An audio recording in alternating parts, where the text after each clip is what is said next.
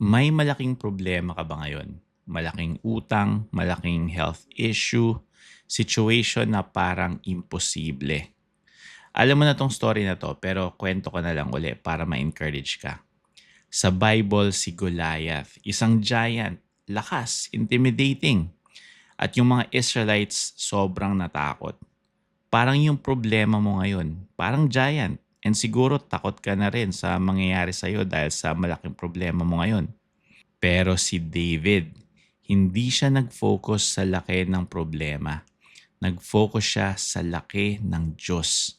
1 Samuel 17:45, sabi ni David, "You come to me with sword, but I come to you in the name of the Lord." Iba ang perspective niya. Psalm 27 says, "Some trust in chariots, but we trust in the name of the Lord."